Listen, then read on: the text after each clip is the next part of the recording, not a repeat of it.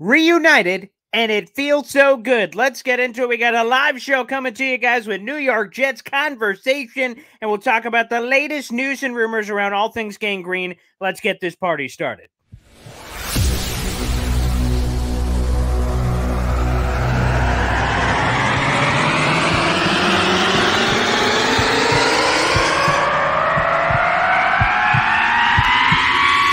Zoinks!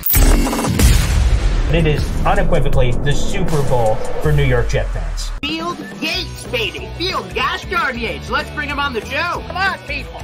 Aaron Rodgers is joining the show. What's up, Connor?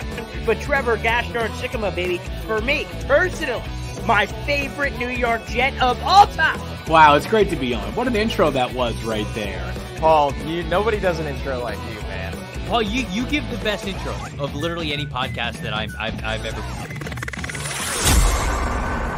I'm gonna lose my gosh darn bananas.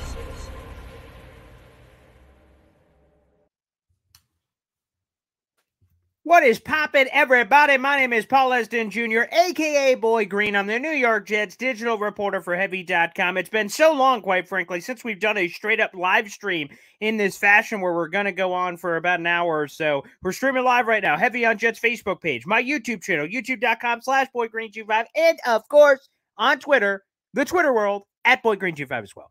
Get your questions and comments going throughout today's show, and we'll get them going. But it's the lead. It's the headline.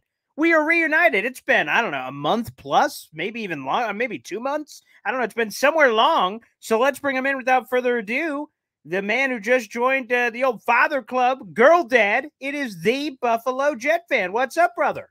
Boy Green, been too long. Good to see you, man. Well, let me ask you, first off, before we get into all the Jets particulars, how is that life going for you, man? This is I imagine a big change for you. Dude, she's sleeping like a rock. She's got Aaron Rodgers as her that's quarterback. great to hear. What kind of worries does she have? She's got a Hall of Fame, 4-time MVP, Super Bowl winning quarterback. And how unfair. The things that we've seen as Jet fans, and you get to come into earth and your first quarterback is Aaron Rodgers. I feel some type of way about it. I got to be honest. I feel like I have to just roll some Christian Hackenberg footage just to there's a baptism has to take place, right? I feel kind of similar, although your daughter's getting the better, clear run here where her first real season is going to be Aaron Rodgers. My daughter is 16 months old. She's about to turn 17 months old in a couple of days. So she got, obviously, this past season that just happened, which by the way, as it was going on, I'm like, man, did you come at a good time, lady? I was like, wow. But, man, apparently you're right. 100% it is this Aaron Rodgers love, which, by the way, we've been floating this kind of commentary out. I've been asking whether it's Jets content creators or random guests, like, when is it going to hit that Aaron Rodgers is actually a member of the Jets? Because, obviously, I mean, it's a headline of this video.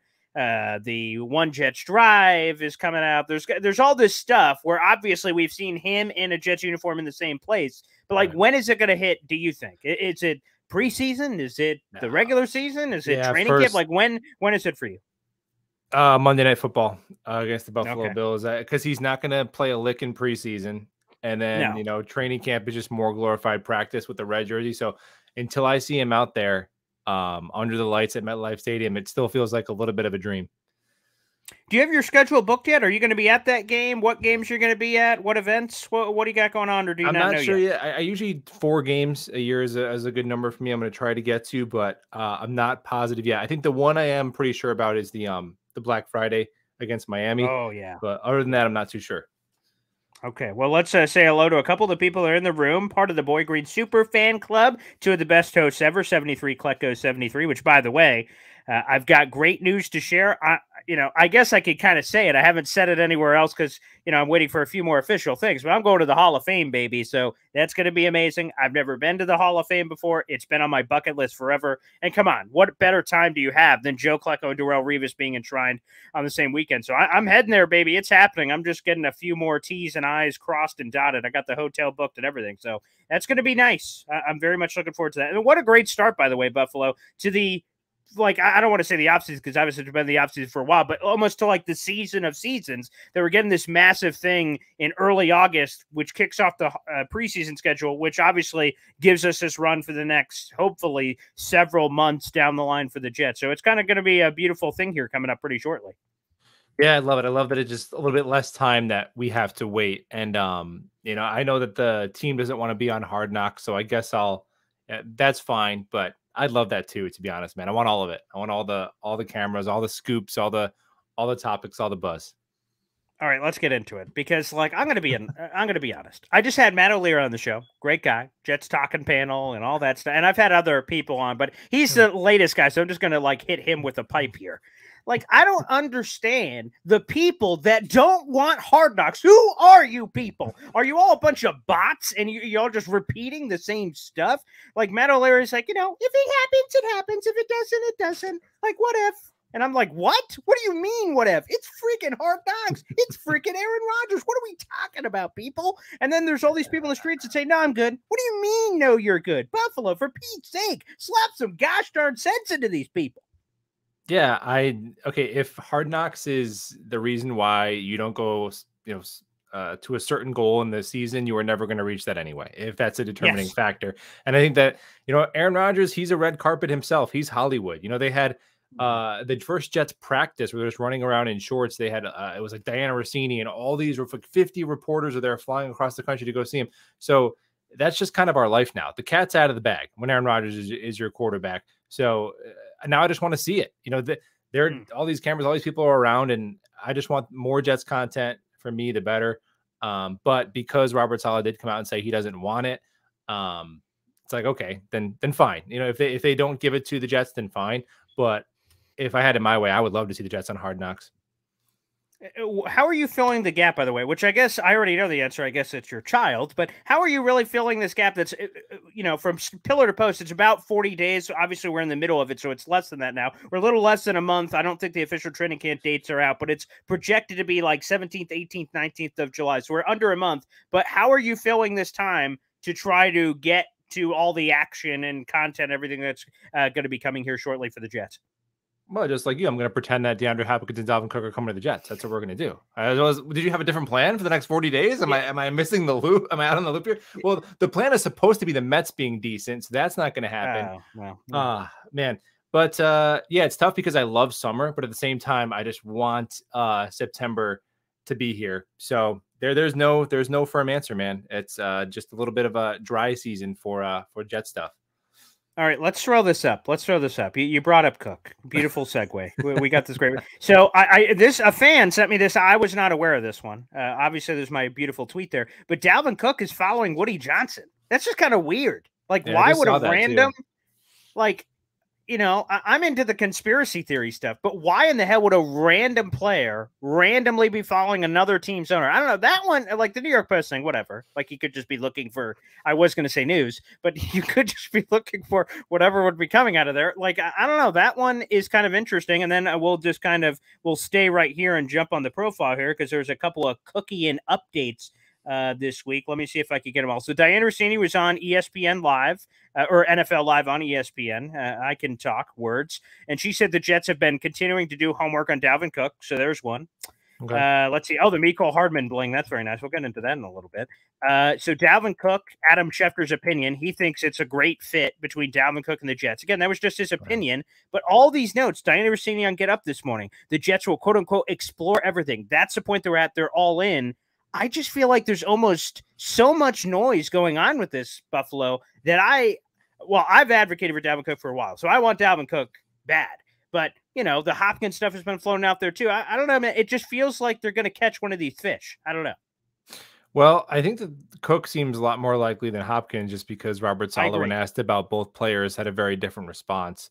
And Cook, the thing about Dalvin Cook is on social media, he likes everything related to himself. And he's putting out feelers everywhere. He's on Tinder. He's swiping right on everything, man. And so, so if you're a Dolphins fan, you're like, whoa, he was in Miami. And then it's like, oh my gosh, Dalvin Cook built the Empire State Building? Did you hear that? Like, oh, he's going to come to the Jets. So there's all this different stuff. But I do think there's a handful of certain teams that are interested. And I think that at least two of them are in the AFC. So he's probably trying to drive up a little bit of a bidding war, which I'm interested in Dalvin Cook. I'm not interested in getting into a bidding war and even, I don't know, paying more than $4 or $5 million guaranteed. I actually think that dollar for dollar, Kareem Hunt might be the better fit in terms of the free agent running back on the market, just because the Jets were interested last year.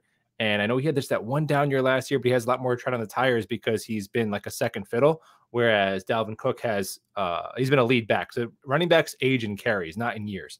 DeMarco Murray is a prime example of that. So I think Kareem Hunt, and maybe you can get him for, I don't know, 75% of the price of Dalvin Cook. I think that would be where I'd go. I mean, they offered a deal to the Browns last year. It just, they couldn't come to an agreement on price. So if you could get him just for money, I don't see why they wouldn't be interested again.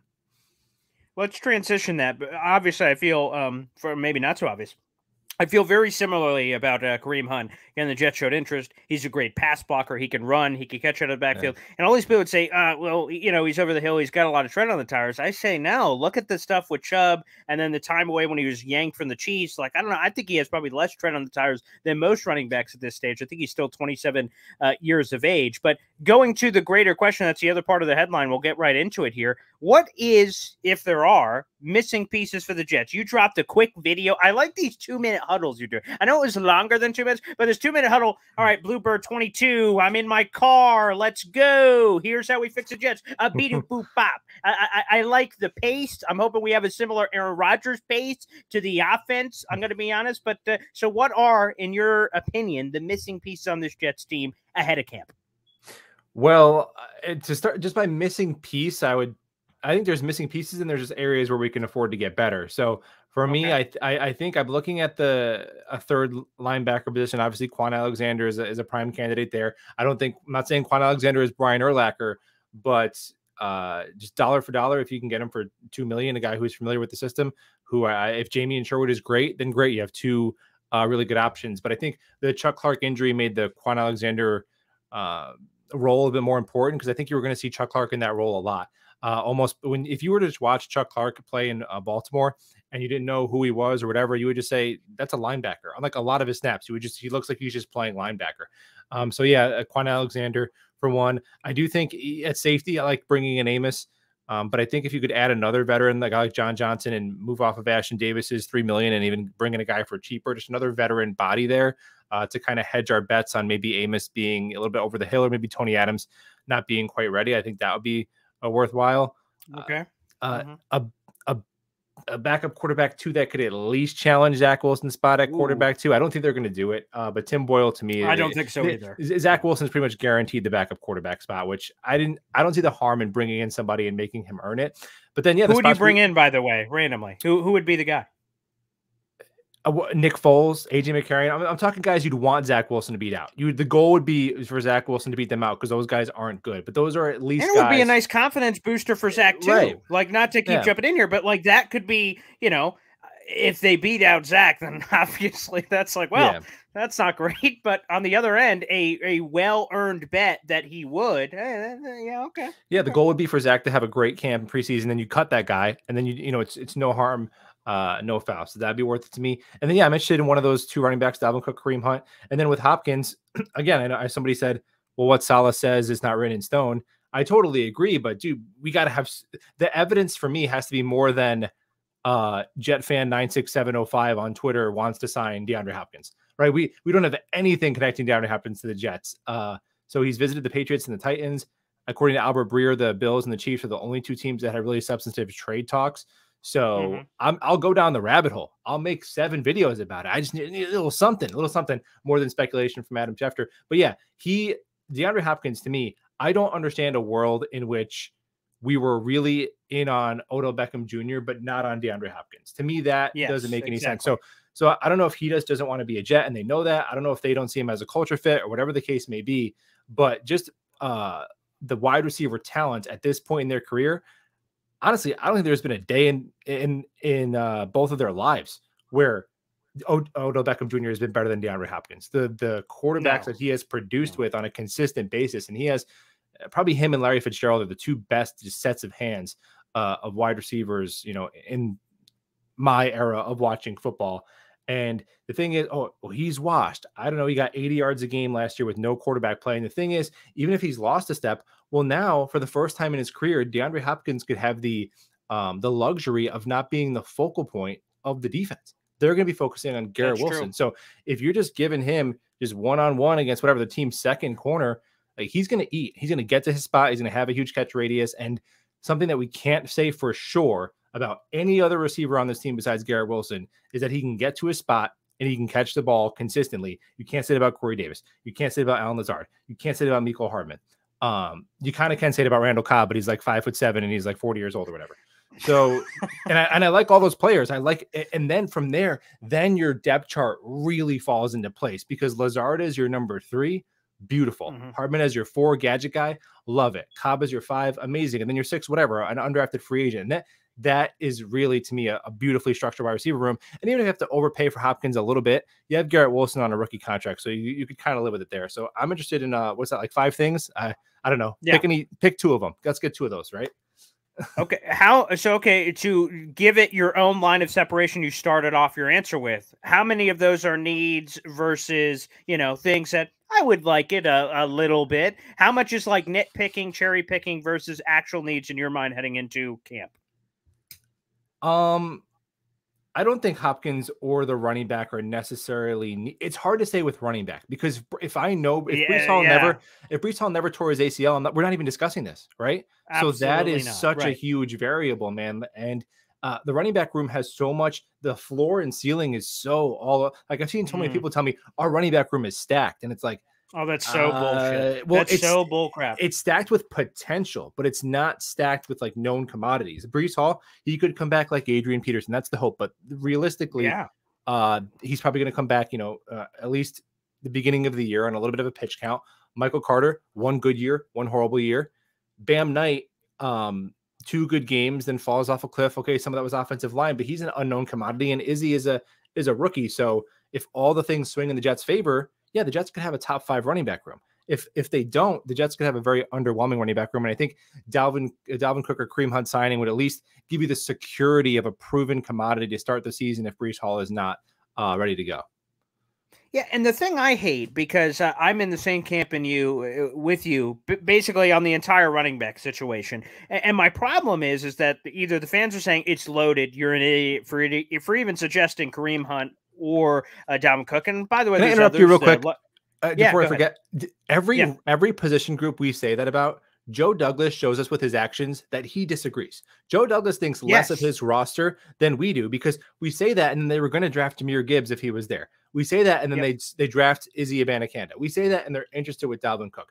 We didn't need an edge, but we drafted one. We didn't need a tight end. You know who they were going to draft if they didn't draft an end? Michael Mayer. We didn't need another defensive tackle, but they offered Fletcher Cox a contract, and on and on and on. Remember last year we didn't need to draft Sauce Gardner because he had Bryce Hall. So until look, this Jets team on paper is maybe the most talented team ever of my life. I'm not pretending we have a ton of glaring holes, but all of the players that I have been that we never needed anybody else because they were so amazing, I've seen win 0 playoff games in 13 years. So until I see the Jets on the field and until I see it like, oh my gosh, we have too much talent. This is why we're losing. If we just had Chad Hansen instead of DeAndre Hopkins, we would be in such a better circumstance. Like until I see that, I want this team to have a bias towards action because Boy Green, last year, the Super Bowl had 13 combined Pro Bowlers, 13 of the 13 of the 44 starters, 30%. Wow. 30% of the starters on the field were in the Pro Bowl. Like those are the teams we should be keeping company with.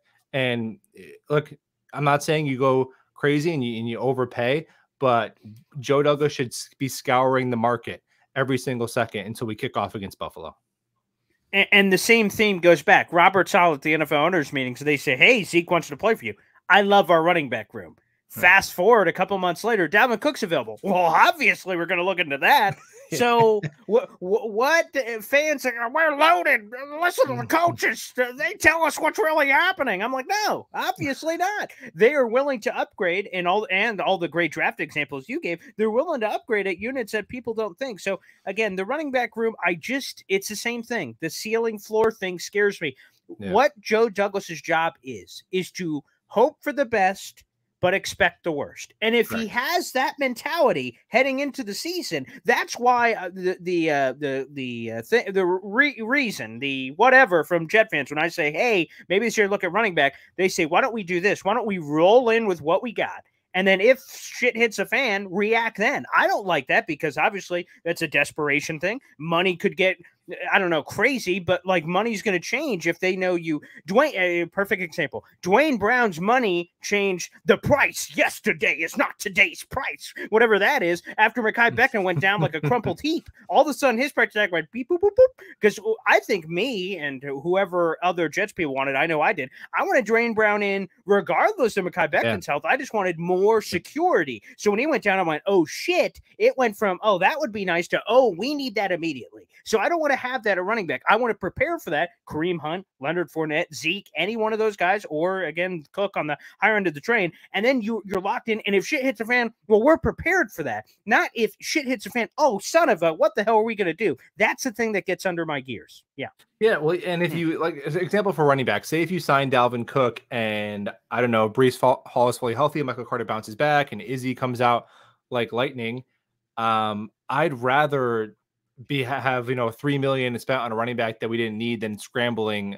You know what I mean? And maybe even you flip one of those running backs at the trade deadline if you have an excess and you recoup some value that way. So I totally agree. I think you'd rather act preemptively as much as you can within reason.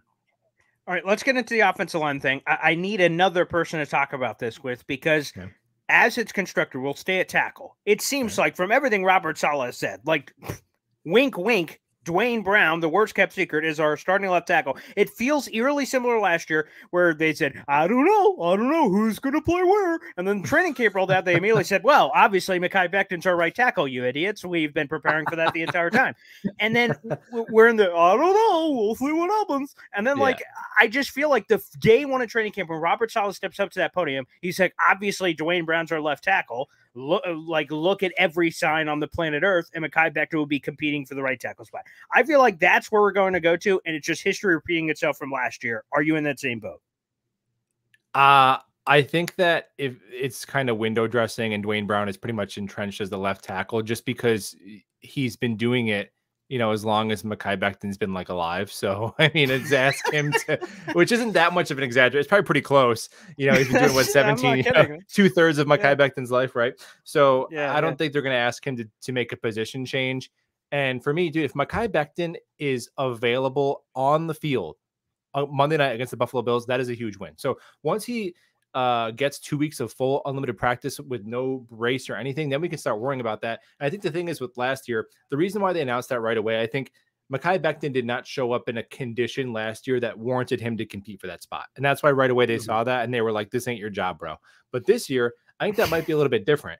And for Mekhi, I know he wants his money, but dude, Mekhi, you ball out at right tackle and you're healthy and you're productive and you hit free agency, a team's going to pay you and put you over to left tackle and pay you as such, man. So the question of whether or not Mekhi Becton can play left tackle is not the question. The question is, will Mekhi Becton's knee last the whole season? And if it does, he's going to get paid. So just go out there and dominate, and your money will take care of itself, dude.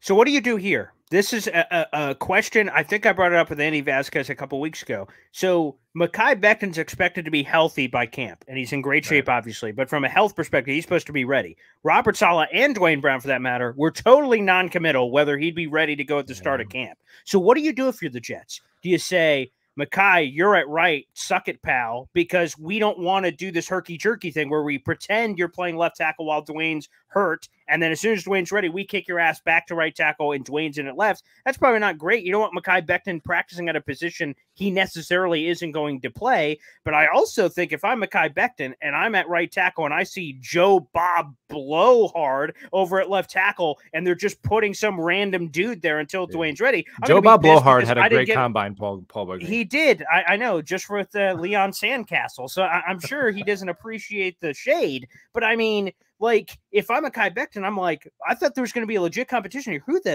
the F is that over there? I should be there if Dwayne's out there. So I feel like it's kind of a complicated game of politics and everything we're going to be seeing, because obviously the media members are going to be there if there's training camp practices. That's kind of where I get funky, and that's where potential problems could arise if Dwayne Brown is not going to be ready, as both the coach and the player have somewhat indicated.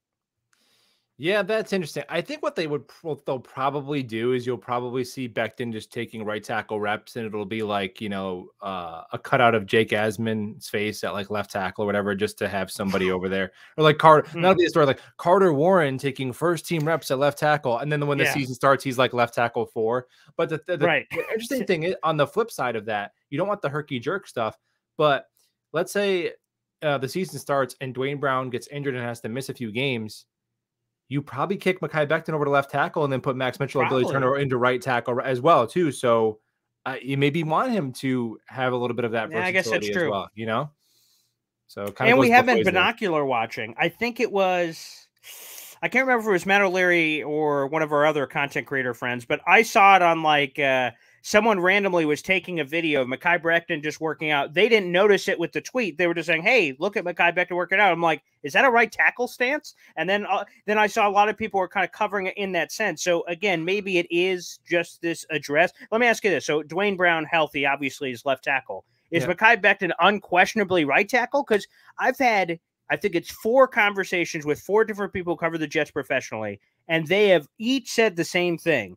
Don't forget Billy Turner. Don't forget Max Mitchell. And then they all said the same thing, like, hey, I've already guarantee Becton is starter. Exactly. No, but please, let's forget them. Is it fake? Because Mekhi Becton, dude, it's hard for me to imagine Mekhi Becton being available and not being the starter, because the talent gap between Mekhi Becton and Max Mitchell and Billy Turner is an ocean. And I like both of those guys. The Jets' depth on the offensive line is actually really nice. Good. It's about as good as you can get. Now there's questions with the starters and all of that, but yeah, dude, Becton it's got to be. If Becton's healthy, I can't imagine him not being the starter. Yeah. I can't either. But again, that many people telling me it, maybe they're all just drinking the same Kool-Aid at the local Colts party. So maybe there's just no way for me to get a clear vision of it. But it's just interesting nonetheless. And now let's go over to Aaron Rodgers. Why not? Let's get to Aaron Rodgers earlier than all of my other interviews over the last couple of weeks. I always shove him at the end for some reason. It's just kind of crazy that Aaron Rodgers is here ultimately. And guys, keep your questions coming, by the way. And also make sure you support my man, the Buffalo Jet Fan, on his YouTube channel. Make sure you hit subscribe. If you're try to find him on Twitter, he's not there. I guess Buffalo, why the hell are you safe? We were kind of worried. Did you get kidnapped in a van? People are searching for the Buffalo Jet Fan on Twitter. They're not finding it. Are you okay? What's happening there? No, I'm good. Well, okay, maybe it's kind of deserved. I can be kind of sarcastic on Twitter, but I've had like several issues of being hacked, and then like someone using a parody account with my logo and my face saying like horrible, like racist things, and then some guy like DM me like one of my old addresses, and was like saying like threatening things, saying. So I'm just like, you know what? It's probably fine. It's probably a bunch of kids and 12-year-old kids or whatever. But I'm like, okay. Me telling people that, I don't know, crazy things like DeAndre Hopkins is better than Corey Davis or Aaron Rodgers is better than Zach Wilson, it's probably not worth all of that extra drama. And I don't get any of that on YouTube. People will tell me your content sucks, you're an idiot, blah, blah, blah, blah. That's all fair and well. But that kind of stuff, like the doxing kind of stuff, I was like, all right, I'm out. Okay, well, fair reasons, by the way. But you did bring up that random point, so I do want to go back there. In your world of Hopkins or even the OBJ flirtations, did that always equate to the Corey Davis getting kicked out of the club late? Like, is that the end game? Are they holding on to him because, well, there's no better replacement immediately available, not named Hopkins, obviously. And until you get Hopkins, you could go, okay, thank you. All right, dump you. Like, is that what they're holding on to him for?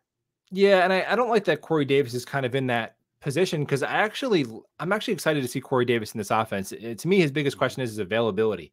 When he's available, I know that when he's been in an offense with a decent quarterback, he can be productive. So I'm excited to see Corey Davis play, but you can never be afraid to get better. It's hard for me to imagine, because I think the visit with OBJ was after like the Mecole Hardman signing and the Moore trade too. So that was, so then they would be paying their wide receiver 2, 3, and 4 all over $10 million, I think. And then I think that's just a little too rich. And then Hardman's your 5 making decent money. I think Corey Davis would have had to have been cut if they signed Odell Beckham Jr. So who's the? I got into a little tiff, for lack of a better word, with Matt O'Leary because one of his overrated Jets is Mecole Hardman, and I was kind of like, how does that make any sense? Who is even rating him in general to even be in a conversation of overrated? I don't understand. And he said it's all the Jet fans that are saying he's clearly the starting slot receiver, and he said he doesn't see him that way. Matt O'Leary said he views him as wide receiver 5, which also kind of confused me because I feel like Cobb's kind of wide receiver 5, but maybe we're just arguing over semantics. Right. The point is, who do you believe is the starting slot receiver on this team? Is it that mix of Corey Davis, Lazard, Wilson, and they're just all kind of rotating around? Yeah, I think those are going to be the top 3. Hardman is, I've actually gotten to watch like 8 of his games between 2021 and 2022. And I think that he's just not really a crisp route runner, and his hands can be a little subpar. So he's not a polished wide receiver, but what he is he's a deep threat, and he's a gadget guy. He's a good on special teams. He's basically a better version of the role that they were looking to get out of Braxton Berrios. But yeah, man, you're talking about a guy who had, I think, 700 yards in 2021. It was kind of on a similar pace last year. I think the way he gets those yards isn't like the way a traditional wide receiver would. He's kind of limited, but I think those shallow crossers that Hackett loves to run in his mesh concepts are going to be great.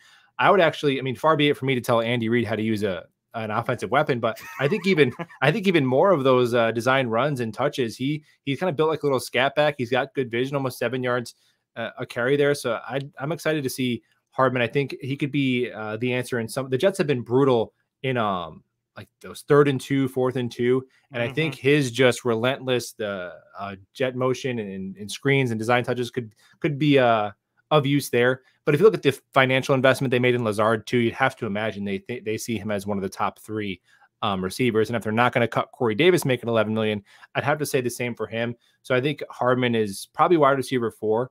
But he's better than I think Hardman and Cobb are better than what Berrios and Jeff Smith. I think we can fairly say that, right?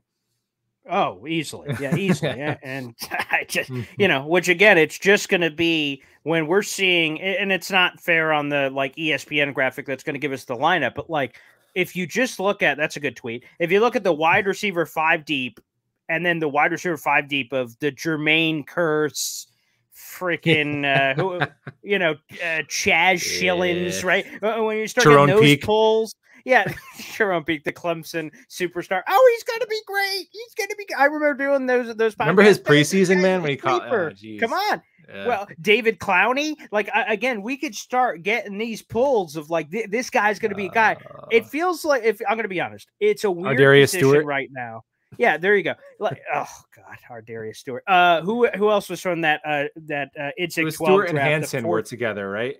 Stewart Hansen was together. Shaq Evans, I think that was one of the 4th round receivers who's currently playing, I believe, in the CFL because I keep seeing his Saskatchewan highlights on my Instagram. So, like, like I don't have to sell myself, which is a weird position to be heading into camp. There's going to be the darlings, obviously, and there's been Jason Brownlee. Oh my God, I'm gonna forget the kid who's number 31 on the team right now. Oh my God, he's from like Jerome Kutztown or something. What's his name?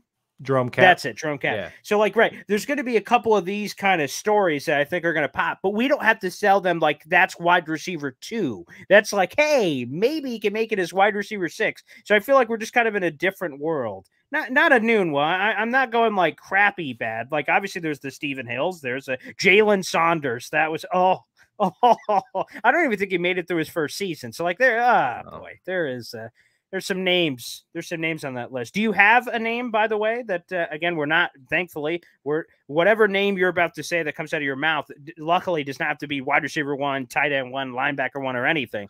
But is there a story that you're rooting for on the 90-man roster ahead of camp for whatever reason, some personal connection, a fun player, a guy you just think legitimately has a shot? Who is it on the list? I like Trey Dean. I like undrafted free agent safety out of Florida. Yep. I listened to he did an interview with the guys at the Clear Jets podcast, Michael Nani and Ben Blessington, which I think is like, it's probably the best. It's one of the few podcasts to make sure to listen to every week because they're just a couple of nerds and they're so measured. And I'll have like an opinion and they'll keep giving me data that goes against my opinion. And I'm like, but I want Dalvin Cook. Stop saying factual things about him that I don't like. Why are you doing that? Yeah. It's a great podcast. And they interviewed him and he just seemed like such a humble guy and so hungry and willing to, mentioning that he'll play any position. They talked about like how Saleh likes to say safety linebacker hybrids and how he's gonna be a special teamer. So, and that's what he kind of reads to me. I did get a chance to watch a little bit of him as well, and he reminds me of a kind of a Hamza Nasruddin type pick, Jamien Sherwood type pick. So not saying he's gonna be Ed Reed, but I think he could be one of those hybrid box players that plays special teams and just makes a role for himself in the NFL. And the Jets safety room is that fourth spot, I think, is up for grabs. I think Trey Dean has as good a shot as anybody. I see the Brett Ratliff. I'm going to be honest. Here's a shameful admission. Okay. I used to do the show on my radio show. I did a solo radio show for a couple of years, and I had this segment called Confess Your Sins, like just a guilty thing to just admit. When the Jets included Brett Ratliff in the Mark Sanchez trade-up year, going from 17 to 5, I'm like, oh no, he was a real gem. And I was like complaining that Brett Ratliff was included in that deal. Obviously, they got Sanchez, and he was supposed to be the guy. But there you go, Brett Ratliff. I thought he was this secret hidden gem. I'm going to forget the quarterback's name, but I'm pretty sure his last name was Ainge. The Jets had this kid, I think it may be Tennessee. They drafted him in the 5th round, somewhere in the middle of this Jets run. And I thought, I mean, there's a guy if they just develop, you know. So some of those kind of guys. That's a good NJ Rocket 24. Thank you. That's a good cut here. I'm going to pull a couple more of your Jet questions. I saw one earlier. We'll see if I find. Oh, there it is from Mike Volpe on Facebook. Pick one of those running backs you guys were mentioning. Who do you actually want? I will say I think it's obvious that Dalvin Cook is the top of the chain, both money wise and skill wise. 4 straight 1,000-yard seasons, 4 straight Pro Bowls, all that jazz. So he's number one. And if you can get him at a fair price, which we could talk about in a second, that's great. But if you're just trying to, so putting him aside, because that's, I think, the obvious answer, Kareem Hunt is probably the number one guy on my list, but you could sell me on any of these 3 names of Hunt, Leonard Fournette, or Zeke, because I think they can all contribute in a variety of ways. I think Kareem Hunt is the perfect balance of all of them, where the youth and the combination of everything he can bring to the table, I think he's versatile enough to kind of contribute. So Kareem Hunt would probably be number one, not named Dalvin Cook. Are you in the same camp, Buffalo? Yeah, I agree with that. I think also if we're built into that he'd be slightly cheaper, I think maybe is a safe assumption. Correct. Yes. Yeah. So I think, by the way, what's your line on Cook? So you kind of mentioned earlier, hey, like I'm in on Cook, but I'm not willing to go above blank. Like what's blank for you? I think people are going to be shocked at how little money he gets. And really? I think he's going to get a nice deal. I don't think it's going to be like crazy. Some people have said the 10, 11, 12. I don't think it gets there. Maybe. Because I think my walkaway number would be like 6. Yeah. 6. Wow. Yeah. I have a little bit more wiggle room than you. And because the Jets are in the top 5 in salary cap space, so they have the money. And I will also say within that same breath, obviously, the Aaron Rodgers restructure is hanging out there. That has not been finalized. Right. The Quinnen extension, obviously, is not hanging out there. So that can affect money both now and later, depending on how those deals are structured. But I'm willing to go a little above you. But again, I don't think I'm willing to go. And it's fair if Dalvin could get it from somewhere else. God bless.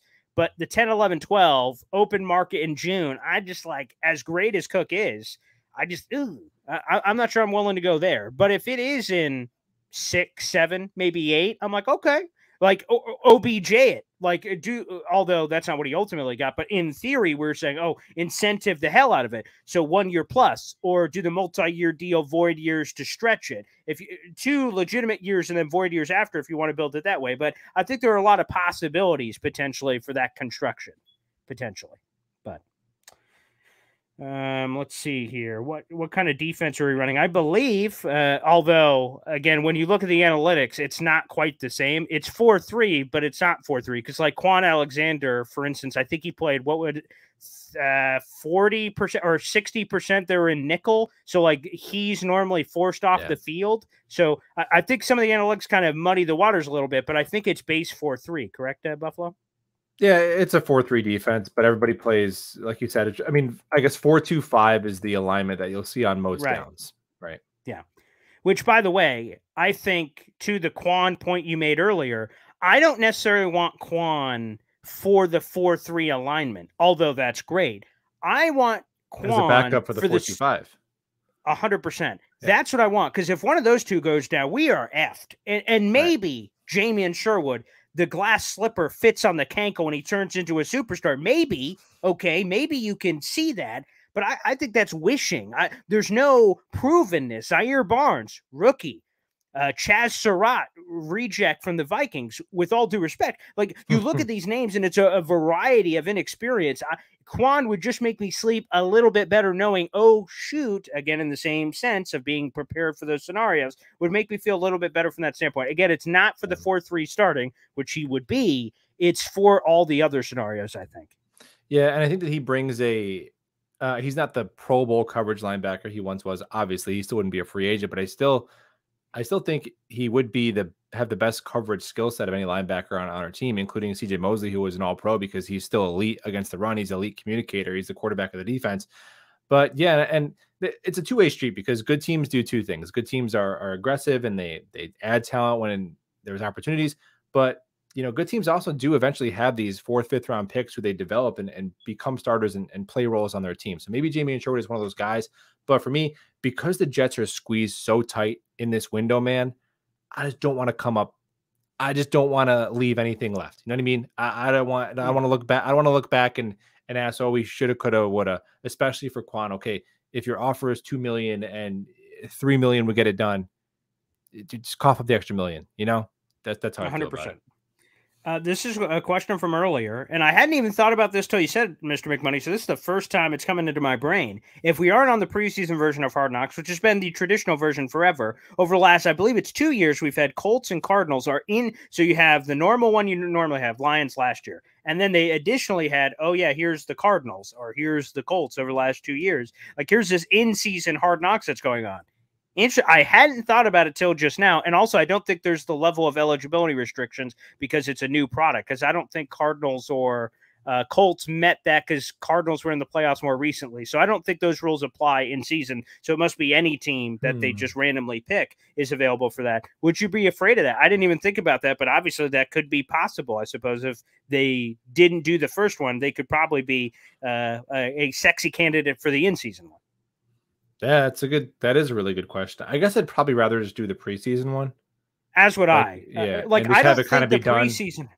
Right. I think that the distraction thing is bullshit. I'm being as blunt as I can. When Aaron Rodgers comes, there are more cameras. Suck it up, pal. That's what I think. Now, the in-season one, where while one Jets drive would be there doing their normal crap in the room, so I don't think it would be a distraction. There's a greater chance that's a distraction to me when you're getting the actual heartbreak of losses and things are getting testy in the locker room. Like, okay, that's where like, whoa, oh boy. And we saw some of that on the Cardinals where I think it was Budda Baker crying and yelling at his team, like, what the F, guys? Like, that's great for Hard Knocks, but for the Cardinals, people are like, oh, that didn't look great. So I would probably shoot for the early. And plus, the early, the hype, everything, I think it would be better set for the preseason action anyway, which, by the way, I have to assume I've been trying to reach out to as many people as I think I know that would tangentially have the answer, and everyone's been stone cold nothing to me. Maybe it's just me, not me, it's you. Like, maybe it's me is why they're not answering, but I'm getting like zip and bip on trying to figure out whether or not the Jets are going to be the team, when the hell the decision's coming. Like, I am at complete zero dark 30. I know that there was also a writer's strike too with the staff that creates and produces Hard Knocks too. I don't know how much of that is playing a factor, but if I had to guess, I think that they clearly want it to be the Jets, and they're waiting for the Jets just to like change their mind or eventually just force their hand. Because if you look at those 4 teams, I mean, come on, we know who the NFL wants it to be. But let me ask you, so like, why wait to be nice, to say, well, that's true, because they're going to do it anyway, right? That's what I mean. Yeah, like, I don't know. I kind of get it. Like, as a parent of a child, you want your child to do the right thing without you doing something to force your child to do it, I guess. But again, if at the end of the day, they're like, Jets, I know you. It's that, that GIF joke from Dodgeball. I know you. You know you. Like, we all know what's about to happen here. So just walk out the door and take the Hard Knocks. Like, what's the delay? I don't mean to be insulting to the other 4 teams, but I mean, let's be honest. Washington Commanders, why would the NFL want to highlight the back end of Snyder? Because it's not official yet. So why would you want to highlight that? All that gross stuff that the NFL, I imagine, wouldn't want to put in a spotlight. Yeah. So put them aside, and they're not that interesting. You have the Saints. Derek Carr was just on Hard Knocks. Like, what the hell is it? You don't even have Sean Payton anymore. Like, what is it? And they also said publicly they don't want it. The Bears, out of the other three not named the Jets, they're probably the most interesting to me because I don't think Justin Fields is as good as everyone's saying he is, but it's kind of interesting with the trade back from the number 1 overall pick. There's something there, but like, come on, it's obviously the Jets. So I just don't understand if you can force them, and we all know that's a thing. Why does it even matter what delay is happening here? Because they could just force their hand anyway. I don't know. And this is the longest they've waited to announce it that I can remember. Definitely. Yeah. I think last year it was like before, I think it was right after the draft.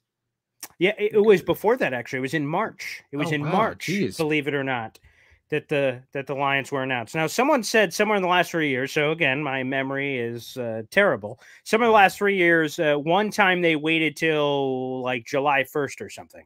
So somewhere in that early July range. So maybe, they just do whatever they want. I'm prisoner of the moment. Yeah, right. So like maybe they are.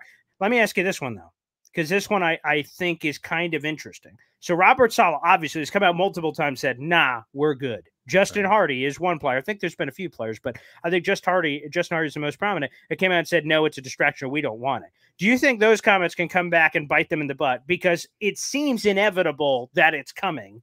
Maybe it's not. Maybe I'll be wrong and I'll eat a bunch of crow.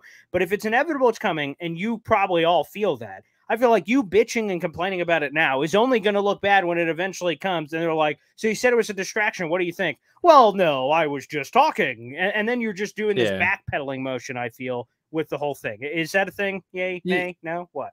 Yeah, maybe. But I think the answer just should have been, that's out of our control. We're just going to kick ass regardless. That should be just kind of it's not his decision anyway. Yeah. So like, right. Who cares? Because he does the stupid cliche, all due respect, Saleh, control the controllables, whatever he says. When you're writing the story of your own life, don't allow another man to hold the pen. He has another one which is just like, something about stacking days. He has, I like it, man. I'm a sucker for some mantras. I like it. I like a good mantra. Yeah, the 60% Navy SEALs. Once you reach 60%, unlocks the 40%. Right?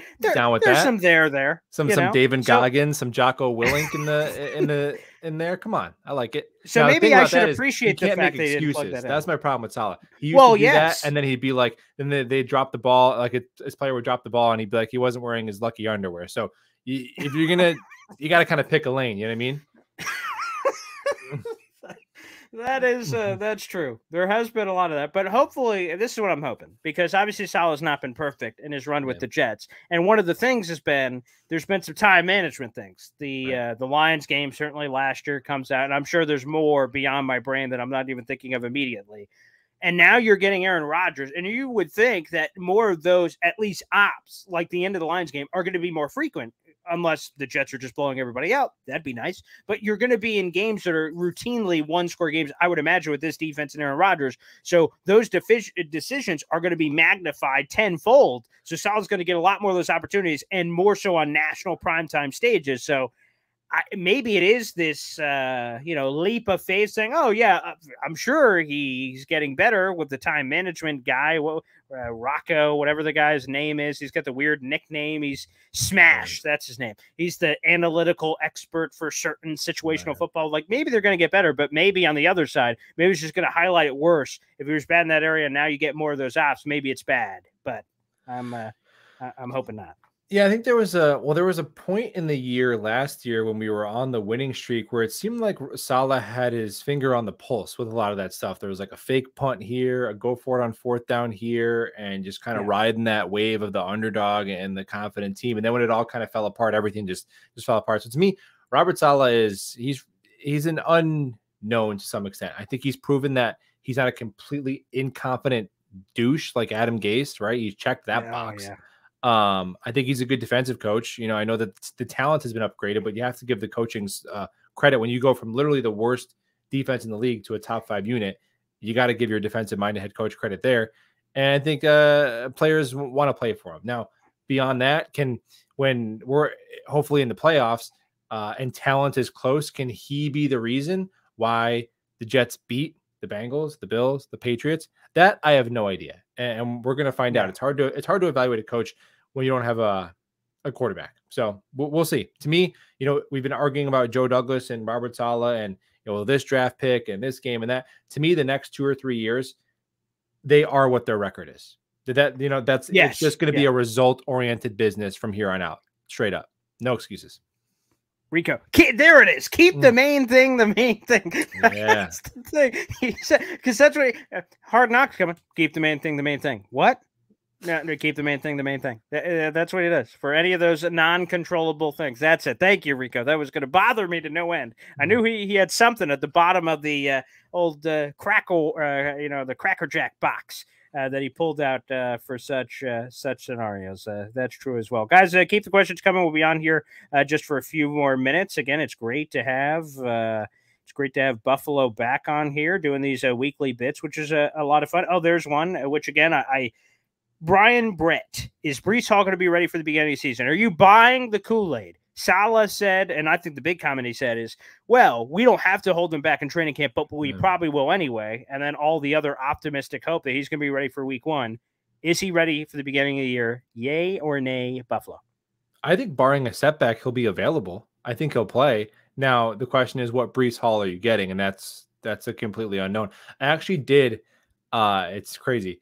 I did a little while ago. The video is still on my channel if you guys want to check it out. But I took a look at the last 20 yeyears of running backs who tore their ACL around that part of the season, who were really good players, who were pretty young.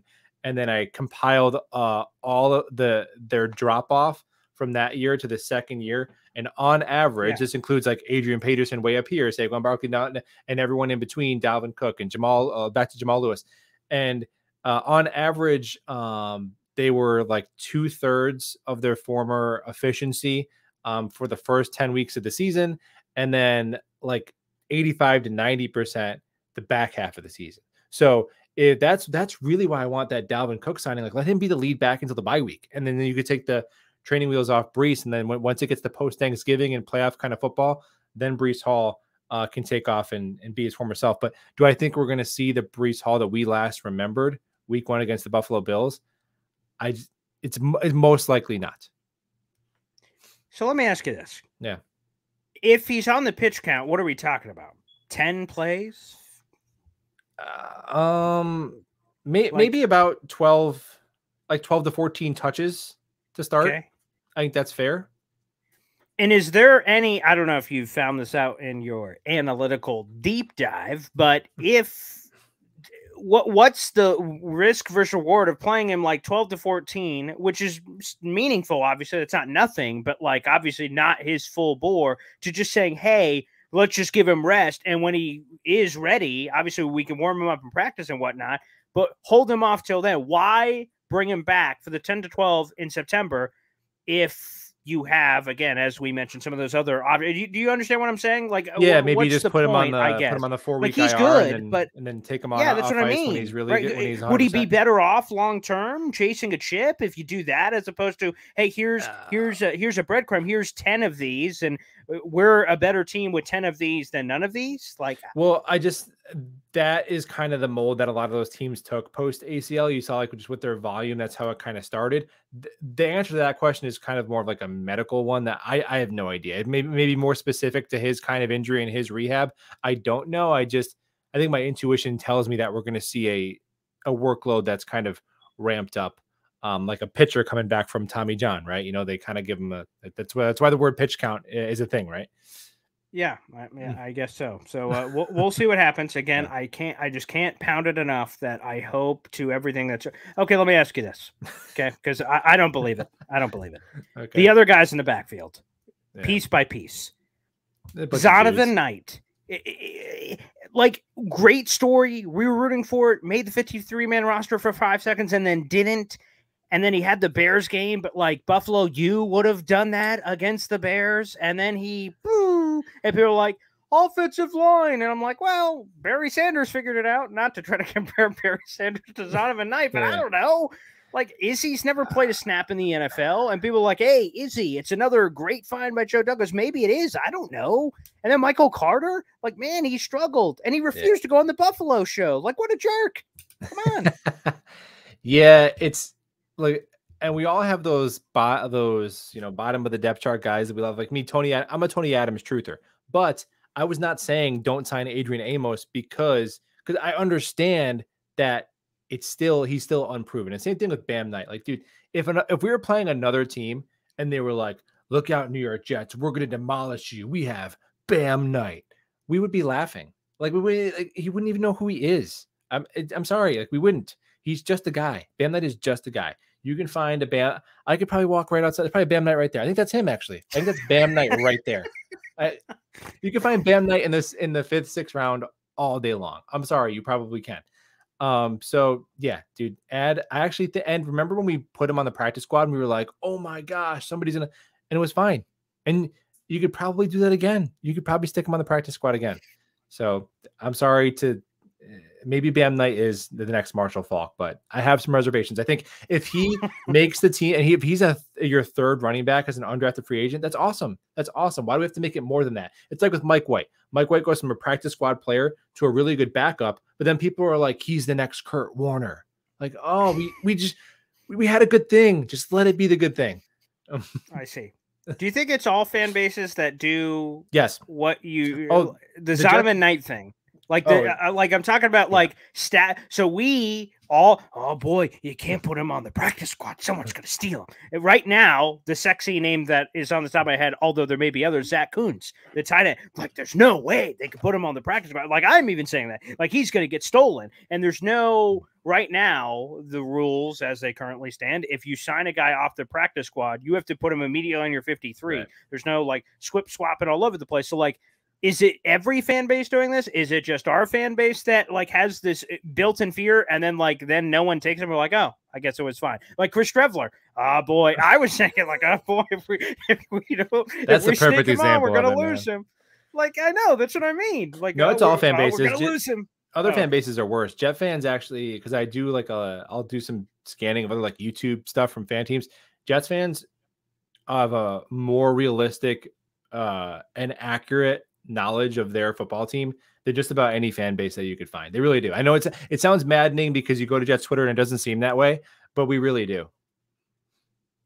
Yeah, I do think it's just I don't get enough because Zach obviously Kuntz. we're he's the guy. But then someone would have drafted him before the 7th round if they well can you're cool, you're Jets potting us right now. Like, can you stop at the logistics and the facts that's kind of clouding what I'm trying to say here, Buffalo? So shut the hell up. But like, that's exactly it. I think Yeboah. Yeah, there's a few other people talking about that. Oh, that's a good question. We'll end on this one. This will be the final one that comes in. Yeah. Bernard Nixon. Do you guys think is better Rodgers or Favre? I think I understand what you're trying to say, Bernard. But Aaron Rodgers, Brett Favre, and in the moments, I think is fair. Obviously, not judging the Favre 22 touchdowns, 22 picks after the fact, but heading in what you thought Favre was to what we think Aaron Rodgers is, not knowing how the Rodgers one is going to play out.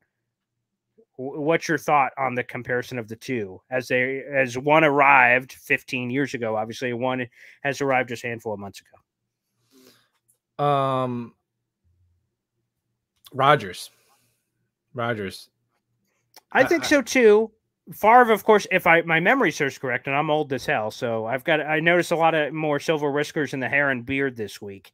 I'm dead serious, by the way. Yeah, so they're coming in. But Favre, I think, was coming off the NFC Championship game with the Packers. If I'll look that up to confirm, but I'm fairly certain he was. So they obviously had really good success, and I'm sure that bore out statistically speaking. But so when he came over, and obviously he's a Hall of Fame quarterback, ended up being at the time, but like that was a big deal. That was a big deal. I'm and obviously that right now. He left and went to Minnesota and had one of his actually best statistical seasons. 33 touchdowns, 7 picks. I'm going to remember that forever. Imagine that version of Brett Favre with that Rex Ryan defense and all that.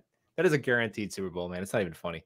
But the thing about Rodgers is, okay, so I actually looked at his stats before he had the thumb fracture, and it's not a huge sample size, but he was at 8 touchdowns to 2 picks, completing 67% of his passes and like 7.5 yards per attempt.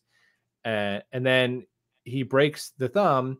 And then the rest of that season, it was 18 touchdowns to 10 picks. So his touchdown to interception ratio is like cut in half. The completion percentage drops like 5 points. So let's say in a different world, if Aaron Rodgers wasn't such a tough SOB, if he says, all right, I broke my thumb, I'm going to need the rest of the year to heal this.